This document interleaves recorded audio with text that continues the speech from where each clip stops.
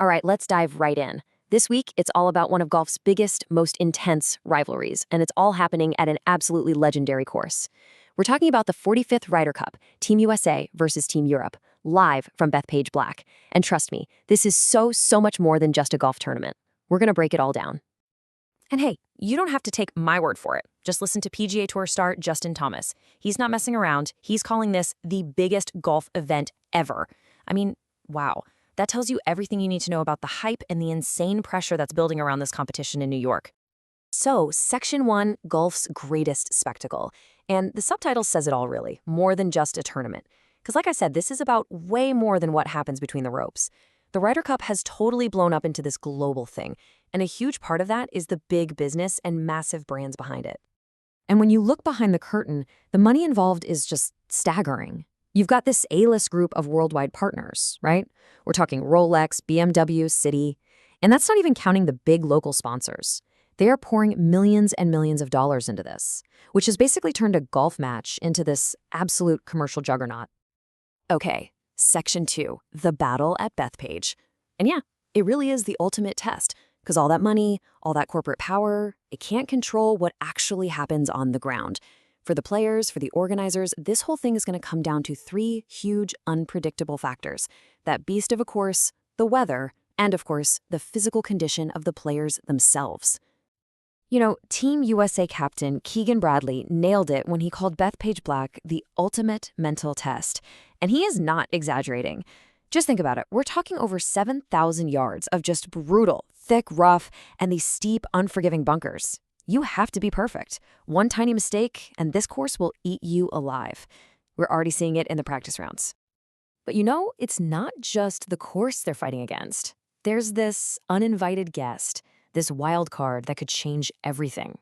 The weather. It's shaping up to be a huge, unpredictable player in all this, and the forecast is already causing some serious headaches. Yeah, just look at this forecast. It's already creating chaos.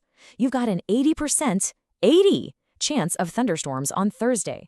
That's so bad they've already had to reschedule the opening ceremony.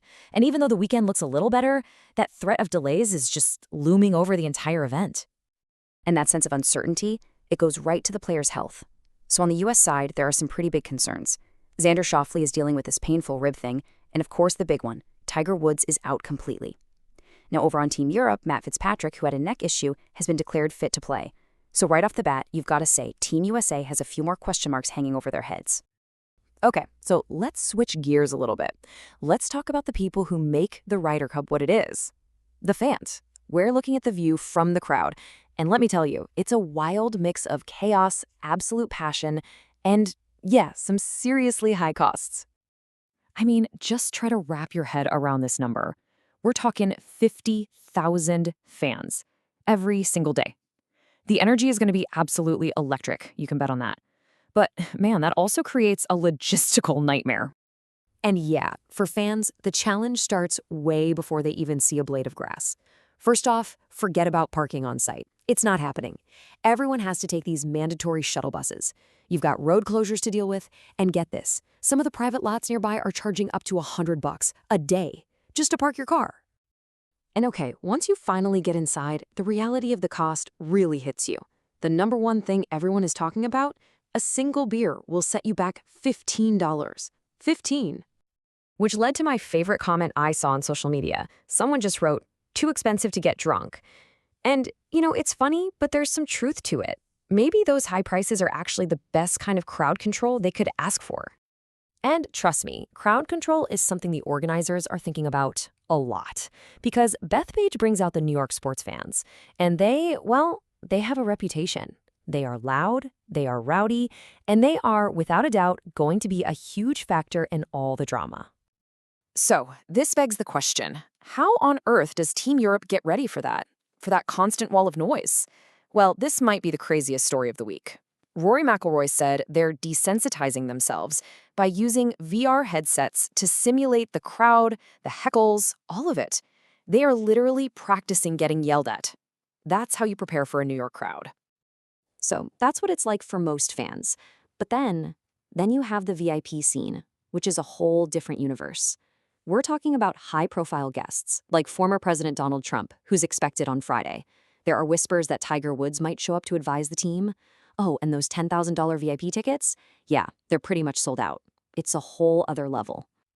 Okay, so let's bring this all together. With all these moving parts, the course, the weather, the fans, the money, let's zero in on what you really need to watch for this weekend. These are the key storylines.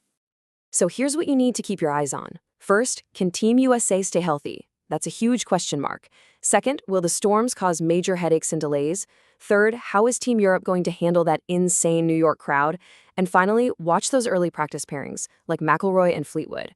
That could be a huge tell for what the captains are thinking. And if you're watching from home here in the States, here's how you can catch all the action. It gets going bright and early Friday morning on USA Network. Then for the big weekend matches, Saturday and Sunday, you'll want to tune in to NBC. So as we're counting down to that very first tee shot, it all kind of leaves you with one big question, right? We've talked about the money, the fans, the insane course, all of it. But beyond the scores and the spectacle, what's that special ingredient? What's that magic mix of sport, culture, and pure drama that takes an event like this and makes it legendary? Well, I guess we're all about to find out.